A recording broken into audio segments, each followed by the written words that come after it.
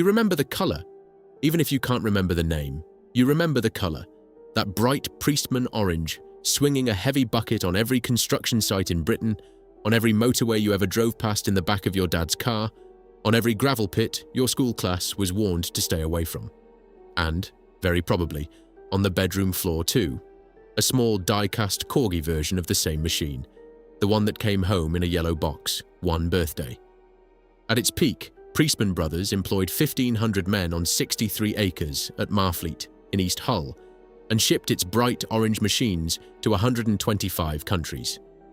Priestman survived 2 world wars, survived an insolvency that took the founders' board seats in 1895, survived a Japanese tide that wiped out half its British competitors in the 1970s.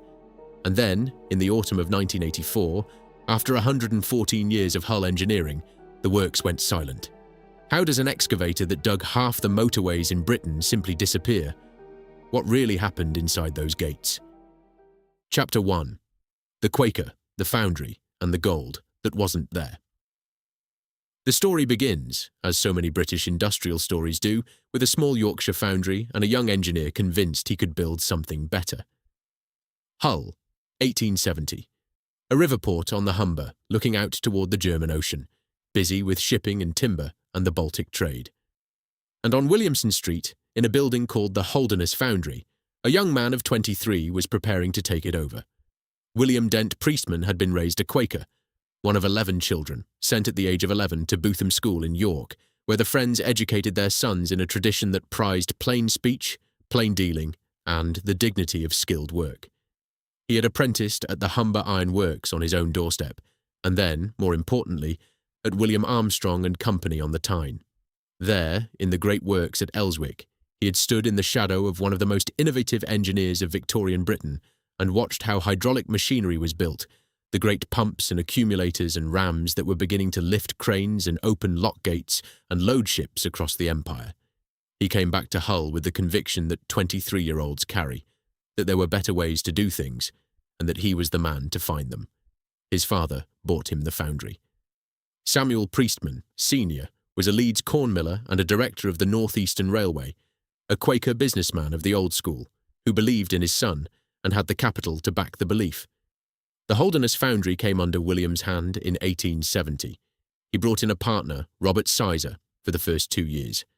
By 1872, Sizer was gone and William's brother Samuel had taken his place. They called the new partnership Priestman Brothers. The two brothers worked well together. William was the inventor, restless, hands-on, the one with the patents and the drawing board. Samuel was the steadier presence, the one who handled the customers, the contracts, the practical business of selling what his brother had designed. Other Priestmans would come in as the years went on. The whole Quaker clan, in time, taking the same morning train down to the same foundry on the Humber bank. It was a small thing at first, a jobbing shop. They built whatever the docks and the mills and the ships of Hull needed building. Mill spares, fire bars and dampers for the steam boilers, printing machinery for the local newspapers, a complete paddle steamer, of all things, for a customer in Peru. The early ledgers read like a catalogue of the Victorian industrial moment. Anything that needed making, the Priestmans would have a go. But William was watching for something larger. He had not come back from Armstrong's to be a jobbing builder of fire bars. Then, in 1875, came the commission that changed everything. A ship had gone down in the harbour at Vigo, on the west coast of Spain, carrying, so the story went, a fortune in gold. The salvage company needed a grab that could reach down through cold Atlantic water, close around whatever it found on the bottom, and bring it back up to the deck of a working vessel. Could a foundry on the Humber build such a thing? William Dent Priestman believed he could. He designed it on the back of long evenings at his drawing board. He built it on the floor of the Holderness Foundry. He shipped it out to Spain. The gold was never recovered.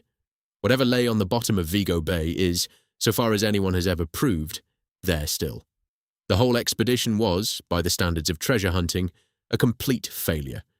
But the grab worked beautifully, and a salvage company that had paid for a tool to lift gold went home with a tool that could lift anything.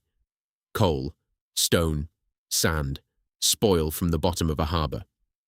By 1878, the first Priestman dredging crane was at work on the Hull Docks Company's berths, less than 2 miles from the foundry where it had been built. By the early 80s, the grab crane had become the foundation of the entire business. The great photographs of late Victorian port engineering tell the story. The bucket dredgers working the Mersey, the Tyne, the harbours of the Empire, with Priestman's name on the most efficient of them. Hull was suddenly in the business of building the machines that built every other harbour in the world. The orders came in from Cardiff, from Antwerp, from the Suez Canal Company. The Hull foundry was building grabs that worked on 3 continents, in waters their designer would never see. The firm that had begun as a jobbing shop on Williamson Street was, within a single decade, exporting cranes to Australia, to the Americas, to Africa. William Dent Priestman travelled to Australia himself in 1879 to see his own machines at work.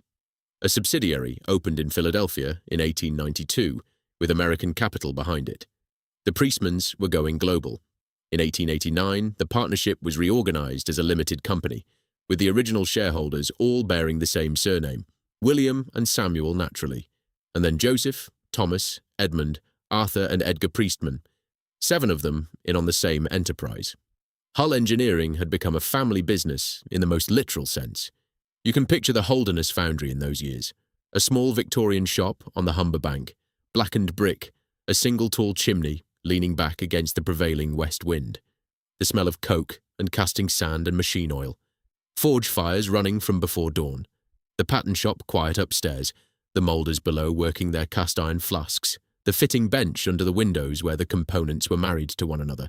A foundry small enough that William could walk every department in 20 minutes, and large enough to produce machines that ended up on the other side of the world. A Priestman, grab on a Cardiff coal hoist, could lift a ton of South Wales steam coal in a single bite, swing it across, and drop it cleanly into the bunker of a waiting ship. A Priestman grab on the Manchester Ship Canal could deepen the channel by 10 feet over a working week. The machines were straightforward, well-proportioned, beautifully balanced, the work of an engineer who had measured his loads and trusted his materials. They were not flashy, they were excellent.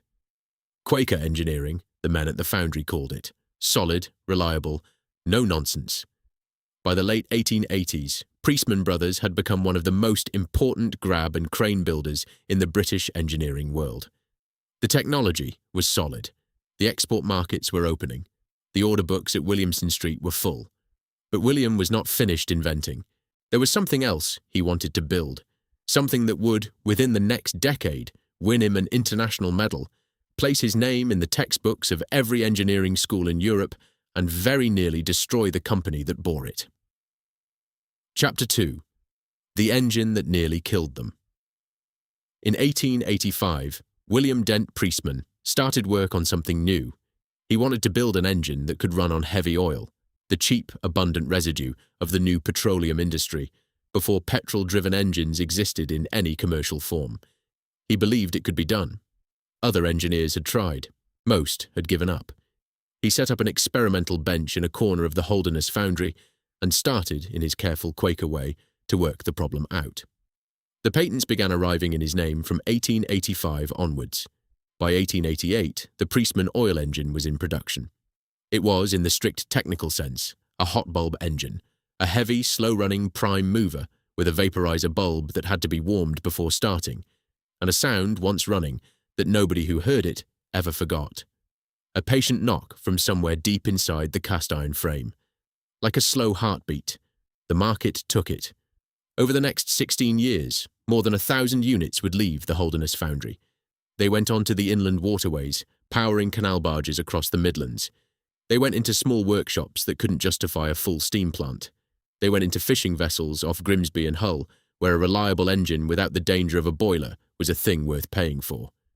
The Priestman oil engine became one of the world's first commercially successful oil engines, predating Rudolf Diesel's compression ignition design and competing with it in certain markets for decades after Diesel's patents were granted.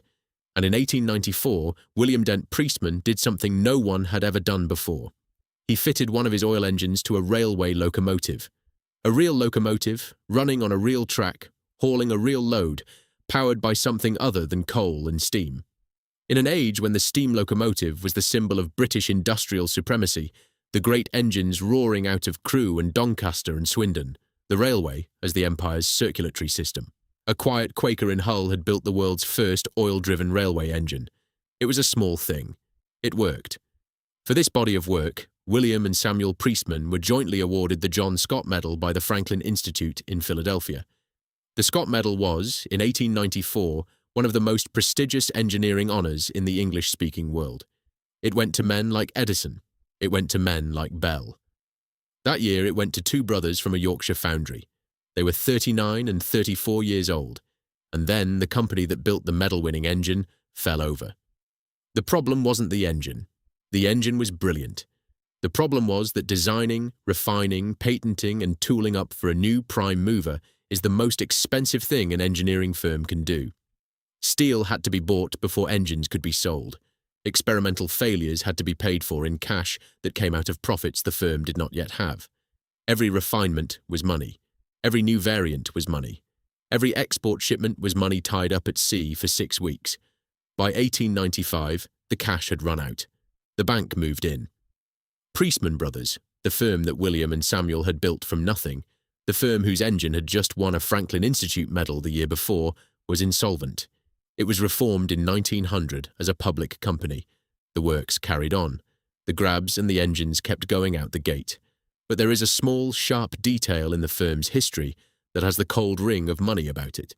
When the new public company was constituted, William Dent Priestman and Samuel Priestman were not on its board. The brothers who had built the business lost their seats at the table the day the receivers handed it on. The engineering had been faultless. The product had been world-leading.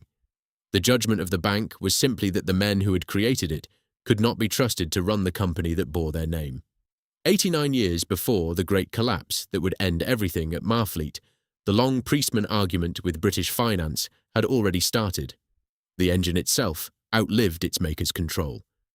A Priestman oil engine survives at the Streetlife Museum in Hull to this day, granted the Institution of Mechanical Engineers Engineering Heritage Hallmark in the year 2000. It still turns over for visitors. It still sounds like nothing else. That slow, patient knock that meant 1,000 barges and a small revolution in the way engines worked.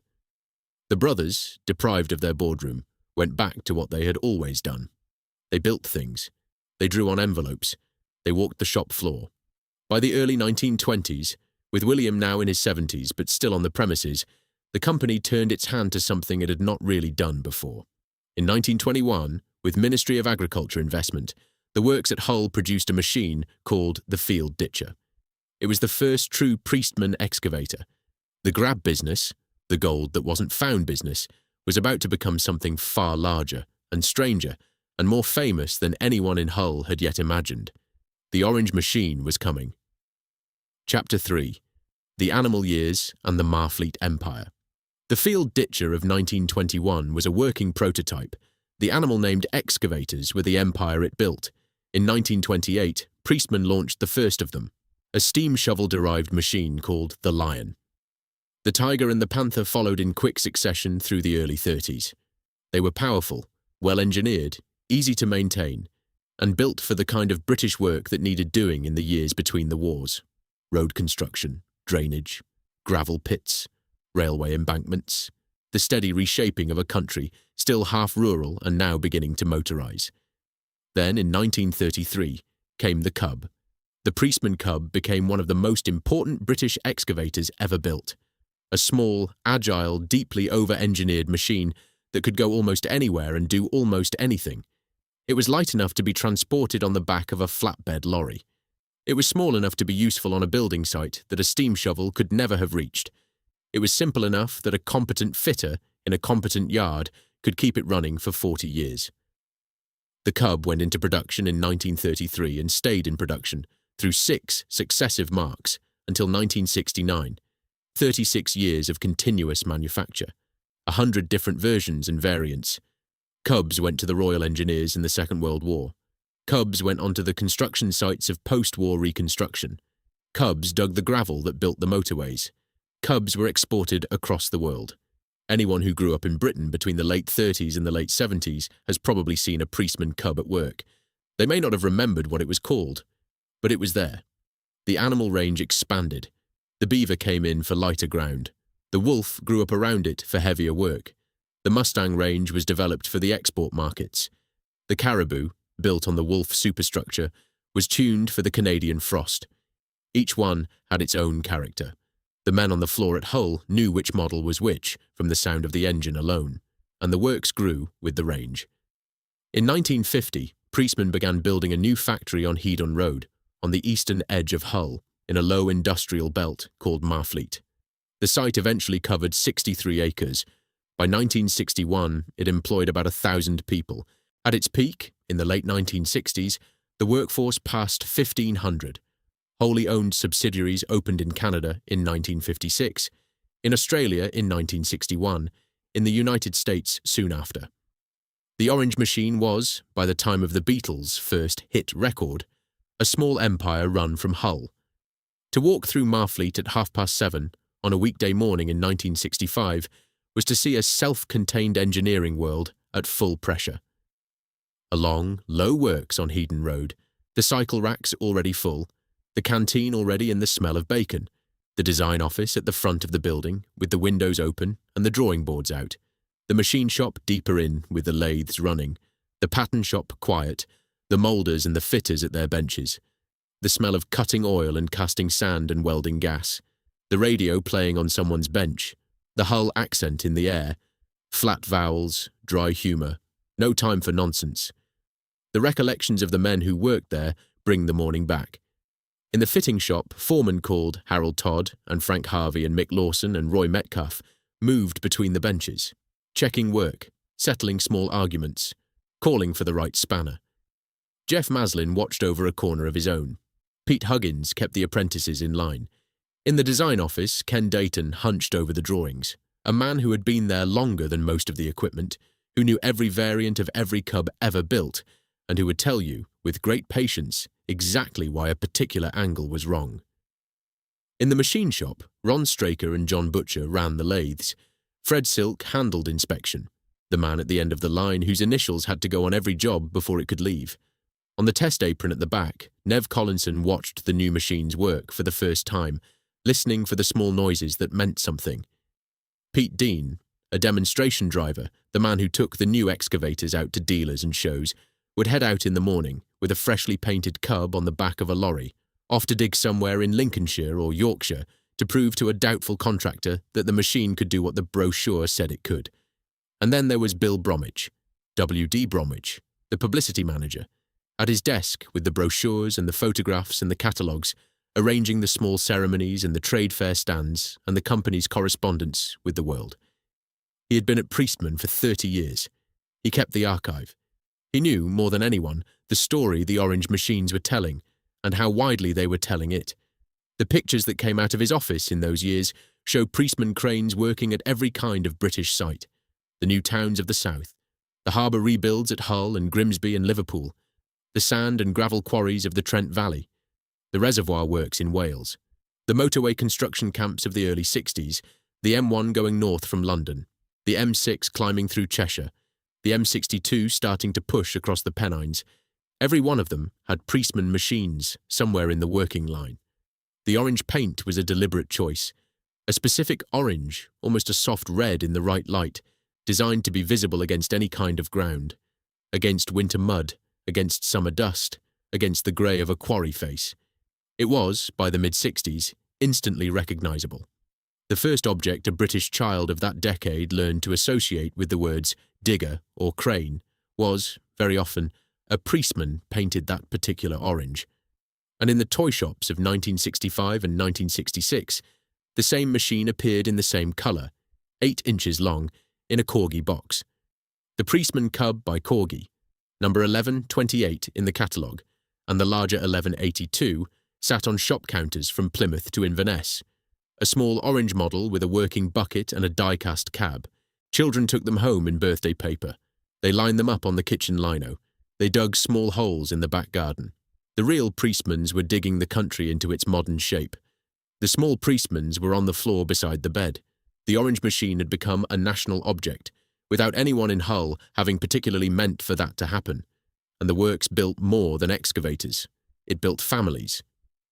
3 brothers from a single Hull household arrived as apprentices across a single decade, one in 1955, the second in 1963, the third in 1965, all three becoming fitters and draftsmen at the works, the kind of unbroken multi-generational employment that bound entire streets to a single employer.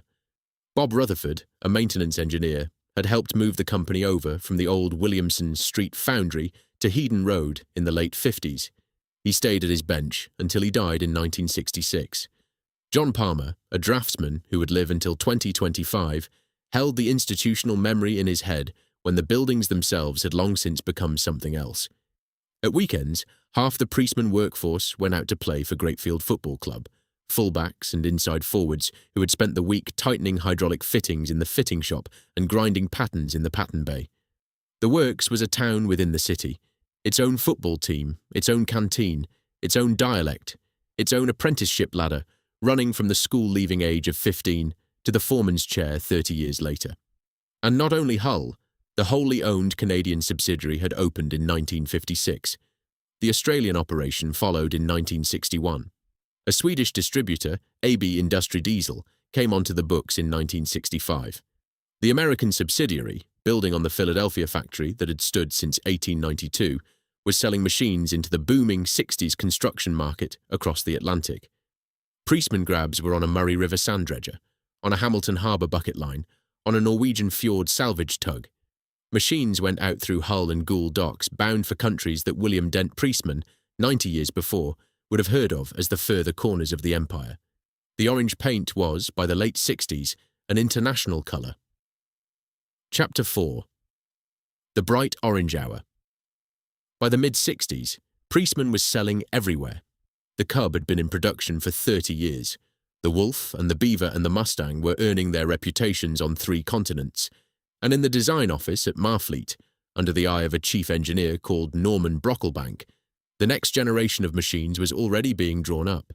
In 1963, and this is the moment that ought to have secured Priestman's future for another half-century, the works built its first hydraulic excavator. They called it the Hydro Cub. It was a transitional machine, partly mechanical and partly hydraulic, the bridge between the old steel rope grabs of William Dent Priestman's day and the all-hydraulic backhoes that would come to dominate the world market. The Hydro Cub worked. It worked well, and it announced something important about the Hull firm, that even after 9 decades, after the first insolvency and the loss of the founders' board seats and the war and the post-war reconstruction, Priestman was still capable of leading, still capable of getting there first. The proof came in 1982. After years of development at Marfleet, Norman Brocklebank's design team launched the VC-15, a variable counterweight, long-reach excavator. It was followed in 1984 by the VC-20.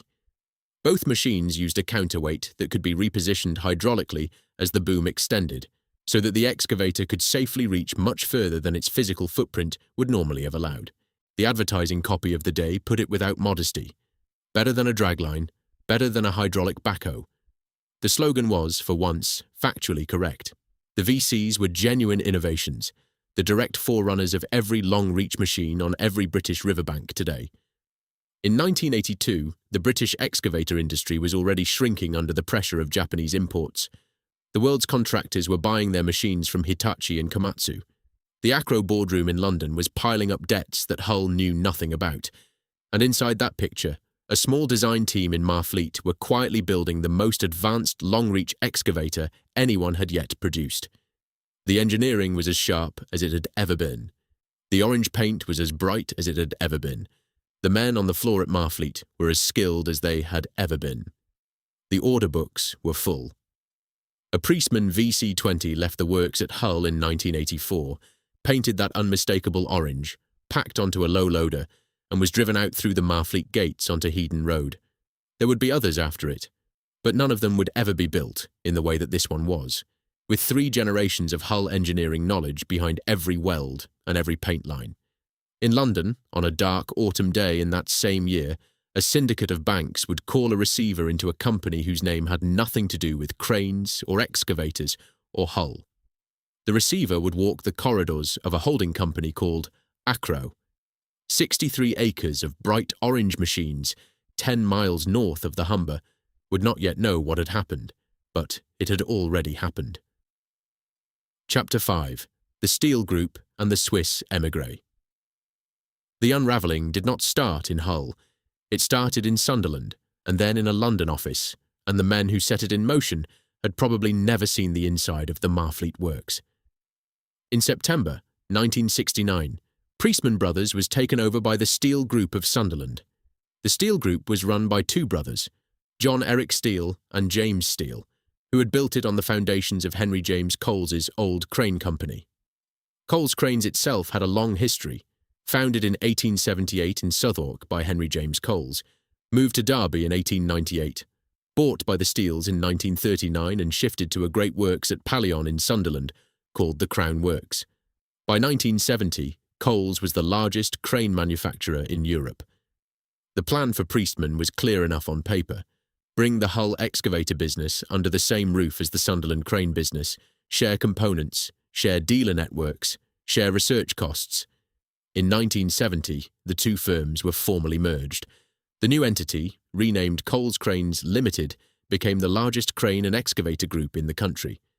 For a year, in a certain light, it looked like sound industrial strategy.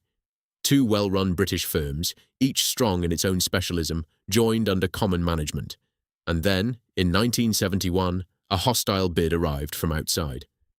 The Steel brothers needed a friendly buyer. They found one, very quickly, in a man called William Alphonse de Vigier. Bill de Vigier had been born in Solothurn, Switzerland in 1912.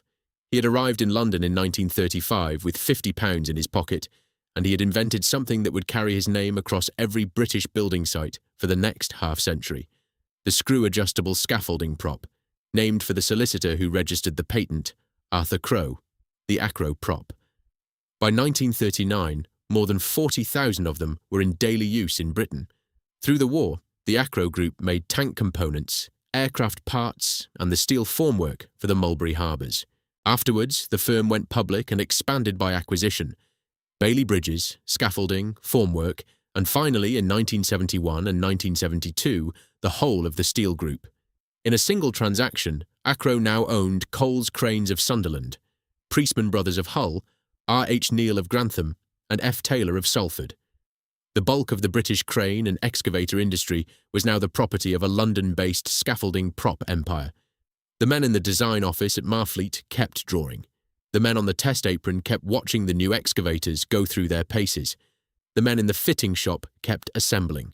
None of them, in 1972, had any reason to think that a Swiss-born scaffolding manufacturer in London was a worse parent for their company than the Steel brothers in Sunderland had been, or that the Steel brothers were a worse parent than the family Priestman board had been. Acquisitions had been a fact of British industrial life for a generation. The orange paint kept going onto the machines. But something had changed, and the men at Marfleet could not yet see it. For 99 years, Priestman Brothers had stood or fallen by what came out of its own gates. The work of the foundry, the engines, the cranes, the excavators, that had been the company's destiny. When the firm had failed in 1895, it had failed because the engineering had outrun the cash. When it had recovered because the engineering had been good enough. The judgment of the market had always been a judgment on the work. Now Priestman's destiny was tied to something else entirely.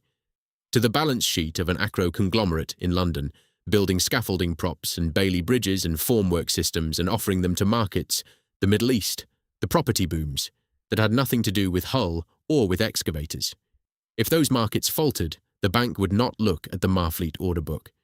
The bank would look at the consolidated accounts, and the consolidated accounts would be carrying the weight of every part of de Vigier's empire, including the parts that had nothing to do with what Hull was building. There were warning signs by the late 70s, though only a few men in the city would have read them. The British excavator industry was being squeezed by Japanese imports. Hitachi and Komatsu and Kobelco were arriving on these shores with machines that were cheaper, simpler, and, by some measures, quicker to maintain. The British competitors began to fall. Hymac wobbled. JCB, focused, family-owned and undiversified, fought back hard. Priestman was none of those things. Priestman was now a subsidiary of a London scaffolding empire. When Brocklebank's team at Marfleet was sketching out the VC-15 in 1979 and 1980, the future of the long-reach excavator was being designed inside a building whose owner's mind was on quite different problems. Chapter 6. The takeover-proof conglomerate. In 1976, Bill de Vigier gave an interview to a journalist called Ken Gooding for the magazine Industrial Management. He had given up the day-to-day managing director role at Acrow that year. He was 64 and had been the public face of British scaffolding for 40 years. But he had kept control through two means: a substantial personal shareholding and a corporate structure built around non-voting A shares, which carried equity but no governance rights. The arrangement meant that no outside shareholder, however large, could ever force a change at Acrow. The conglomerate was, in the technical and legal sense, his. In the interview, de Vigier was asked about the risk that his rapidly growing group might attract a hostile bid of its own. He smiled. "The group cannot be taken over," he told Gooding, "and that gives our team an excellent sense of security." It was meant as reassurance. It read, in 1976, as the confidence of a man who had built something formidable from a £50 note. It reads, with the benefit of 40 years' hindsight, as the sentence that contained the seeds of everything that followed. The structure that made Acrow safe from the takeover panel also made it safe from the market discipline that might have forced a difficult restructuring before the storm broke. The shares that paid no vote also paid no warning. No outsider could ever take control. No outsider could ever insist on a change. Inside that takeover-proof fortress, the conglomerate kept expanding. Bailey bridges into the developing world, scaffolding contracts into the Middle East, formwork systems into Europe and North America. The Hull excavator business kept producing its orange machines. The Sunderland crane business kept producing the largest mobile cranes in Europe. The numbers, at the consolidated level, looked acceptable. Beneath the numbers, something had been going wrong for a while. The exact mix of causes is still partly hidden in private records that have never been published. There was overseas exposure that turned sour as the Middle East construction boom faltered.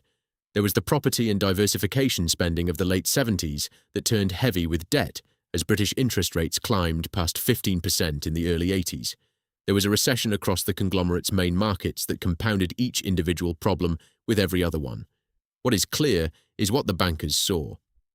By the early summer of 1984, a syndicate led by Barclays was looking at an Acrow Group balance sheet that no longer convinced them. The conglomerate that could not be taken over had become a conglomerate that could not, in the bankers' view, be left in its own hands. Inside the works at Marfleet, none of this was visible. The VC-20 was on the production line. The order books for the autumn were healthy. The export shipments were going out. The men in the fitting shop and the design office and on the test apron carried on with what they had always done. The orange paint kept being mixed in the paint shop to a formula that had not changed in 20 years. In Sunderland, the men at the Crown Works were doing the same. Bob Clay, the local Labour MP, would say a few months later that the crane and excavator business was viable. The order book held up. The wages were earned. The work was good. But somewhere in the City of London, in a meeting room nobody at Marfleet would ever see, a decision was being taken that would close the gates of both works inside a single autumn. Chapter 7. September 1984. The Acrow Group went into receivership in September 1984. The collapse was not engineering failure. The collapse was not market failure at Marfleet or at the Crown Works in Sunderland. The collapse was banking failure at the parent. A syndicate of creditors, with Barclays at its head, called in a receiver to a holding company in London. And by the simple legal arithmetic of receivership, every subsidiary of that holding company, including the Hull Excavator Works and the Sunderland Crane Works, went into receivership with it. The receiver took control of properties, contracts, order books, and a workforce of several thousand men. He had a duty to the creditors of Acrow. He did not, in law, have a duty to the workforce of Priestman or Coles, or to the towns those works supported, or to the British engineering capability they represented. His task was to realise what he could from the assets, repay what he could to the banks, and close what could not be sold. 6 weeks later, on Monday the 29th of October 1984, the Acrow collapse became a national event. In the Commons, Brian Gould, the Labour MP for Dagenham, rose on a private notice question and asked the Under-Secretary of State for Trade and Industry, Alexander Fletcher, what was being done about Coles cranes. Hansard records the exchange in cold detail. It became, very quickly, the most damaging parliamentary debate about an insolvency that had been heard in the Commons for years. Gould called the handling of the case a textbook example of what is wrong with British insolvency law and practice. Bob Clay, the Labour MP for Sunderland North, used his question to put on the record something that would become the moral spine of the whole story. The crane and excavator business, Clay said, needed to carry on trading because it is viable despite the overall failure of Acrow. Viable despite the overall failure of Acrow. A brilliant engineering firm, an order book that held up, a workforce that earned its wages, a product that competed with anything the world could put against it. Dragged down, not by its own failure, but by the parent company's debts. Andrew Bennett, the MP for Denton and Reddish, said that the banks had been able to call in the receiver, despite the group's good investment record and good labour relations. Clay told the Commons that Barclays, the largest creditor, had not even been informed by the receiver before key decisions had been taken, on his own admission. Paddy Ashdown, then the Liberal MP for Yeovil, came in to support a rescue package under which 24% of coals would be held by the workforce. Roland Boys, the MP for Houghton and Washington, backed the same proposal. Harry Cowans of Tyne Bridge demanded that the work stay on Wearside, not Minnesota, because by then it was already known that an American buyer was circling. Gordon Baggier of Sunderland South joined the chorus. A management and workforce consortium, backed by local authorities and with government finance available, had been preparing to bid for coals. The plan was credible. The funding was in place. The workforce was on board. The receiver took a higher offer from elsewhere. The American firm of Grove, a subsidiary of the Walter Kidder Group, bought Coles Cranes. The consortium was told the news only after the sale had gone through. The combined Grove Coles entity would, Clay told the Commons, control approximately 83% of the British mobile crane market. Calls for a Monopolies and Mergers Commission referral went nowhere. On the 23rd of October 1984, well over 1,000 workers at the Crown Works in Sunderland were made redundant by the receiver. Clay said in the Commons that they had been treated in the most shameful way. There was no negotiated transfer. There was no pension protection. There was a closure notice and a queue at the gate. Priestman, at the same time, went a different way. The receiver sold Priestman Brothers to the Sanderson Group of Skegness. The Marfleet Works was closed. The bright orange machine had run out of road. Chapter 8. The last shift at Marfleet. You can picture it, even if you weren't there. A Wednesday in late autumn, the light already going by 4 o'clock. The Headon Road traffic moving past the gates the way it always had. Inside the works, the men knew. The wages had been paid. The redundancy letters had been issued. The order book, full only 6 months earlier, was being unpicked one customer at a time. The VC20 was still on the line. The orange paint was still in the paint shop. The cubs that would never now be built were still on the drawings. In the fitting shop, the foreman who had run the floor for 30 years went round their men one last time. Frank Harvey, Mick Lawson, Harold Todd, the handshakes, the "you'll be all right then," the promise to keep in touch that would, for many of them, be kept. In the design office, Ken Dayton went round the drawing boards, patents that had been refined for 40 years, variants that would never be built. The drawings would go, most of them, into archive crates that would be moved off-site within weeks. On the test apron, Nev Collinson watched the last machine come off the line. He had heard the sound of every one of them. He knew this one as well as he knew his own voice. In the publicity office, Bill Bromwich did something quietly heroic. He had been at Priestman for 30 years. He had the brochures, the catalogues, the photographs, the films. He had the correspondence with dealers in 25 countries. He had the archive of a company that had been building grabs and cranes and excavators since 1870. He started carrying it out of the building, box by box, photograph by photograph. He did not have official permission. He had something better. He had the certainty that if he did not save this material now, nobody would. The receiver's men did not stop him. Perhaps they did not notice. Perhaps they did not care. Bromwich took the lot.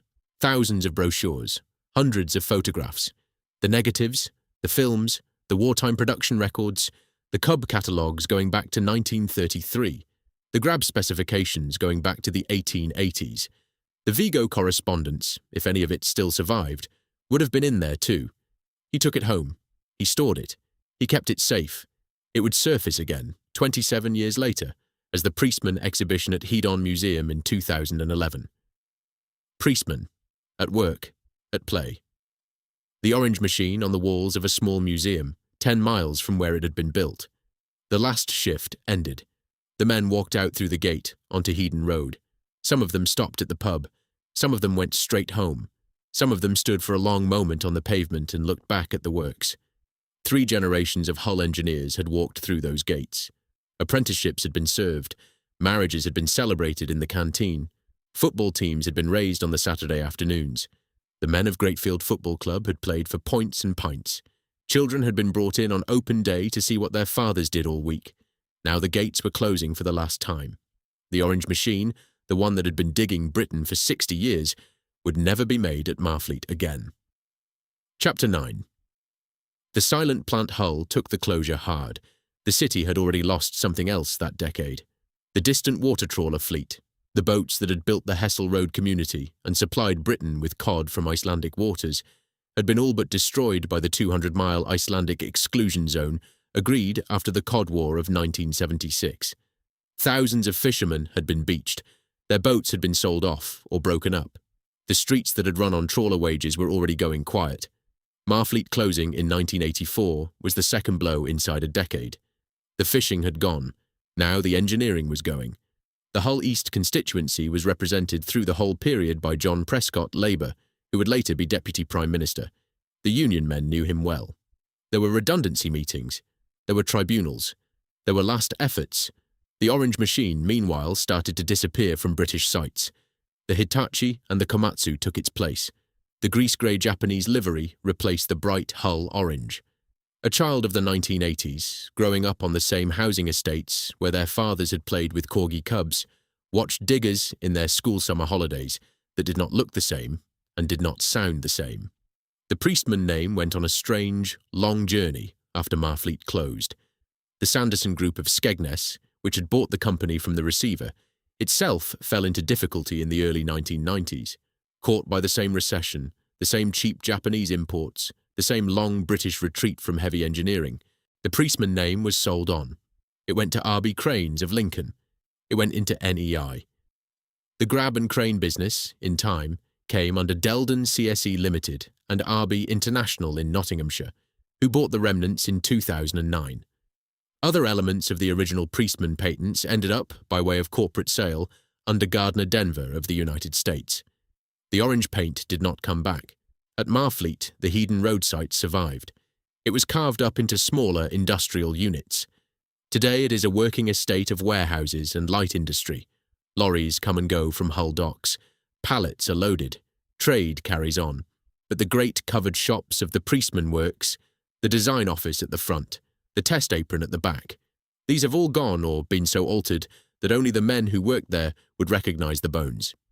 The Williamson Street Foundry, where William Dent Priestman had taken on the world in 1870, has long since gone. There is no plaque on the site of the Vigo grab. In the Streetlife Museum in central Hull, the Priestman oil engine still turns. Visitors who would not know the name walk past it.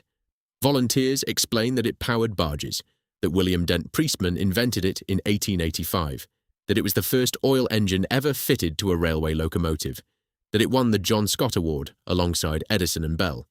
The engine knocks patiently, the same heartbeat it had 140 years ago, listed by the Institution of Mechanical Engineers in the year 2000, surviving where the company that built it could not.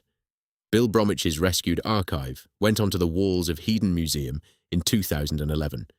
The old men came to see it. They brought their grandchildren. They pointed at the photographs of the test apron and the fitting shop and the design office. They named the foreman. They remembered who had been where. The names that recur in the recollections of the works: Harold Todd, Frank Harvey, Mick Lawson, Roy Metcalf, Jeff Maslin, Pete Huggins, Ken Dayton, Ron Straker, John Butcher, Fred Silk, Nev Collinson, Pete Dean. These are the names that the orange machine was built by. Some of them lived to see the exhibition. Some did not. Bill DeVigi, the man whose conglomerate had taken Priestman down, was appointed CBE in 1998. He died in December 2003 at his home, aged 91. His obituary in the Daily Telegraph remembered him as the inventor of the Acrow prop, the immigrant who had arrived in London with £50 and built one of the great post-war British construction businesses. The obituary did not mention Hull. Chapter 10. What the silence holds. There is a corgi cub in a glass case somewhere. There are probably several. The model is in good condition. The bucket still works. The cab still pivots on its die-cast frame. The orange paint is as bright as the day it was unwrapped. A grandfather, perhaps, will show one to a grandchild who has never seen a Priestman excavator working anywhere in Britain. He will explain in a careful Hull accent that the real ones were 10,000 times as big, that they dug the motorways, that they came out of a works on Hedon Road, that his own father worked there, that his own father's foreman was a man called Harold Todd, or Frank Harvey, or Mick Lawson. The grandchild will not know whether to believe it. The motorways are still there, of course. The M1 and the M6 and the M62 all still run on the gravel that Priestman cubs dug. The harbours are still there. The reservoirs are still there. The Manchester Ship Canal still flows, dredged in part by Priestman grabs a century ago. The works that built them is not there. 63 acres on Hedon Road that once held 1,500 men at full pressure, that once shipped its bright orange machines to 125 countries, that once stood as one of the great British engineering achievements of the 20th century. Gone, almost without trace. The men who worked there are mostly retired. Some are still alive. The orange paint has long since left the British construction site. Priestman survived 2 world wars. Priestman survived the 1895 insolvency, in which the founders lost their seats on the board. Priestman survived the post-war reconstruction, the Japanese tide of the 1970s, the recession of the early 80s. The engineering held up, the order book held up, the workforce held up.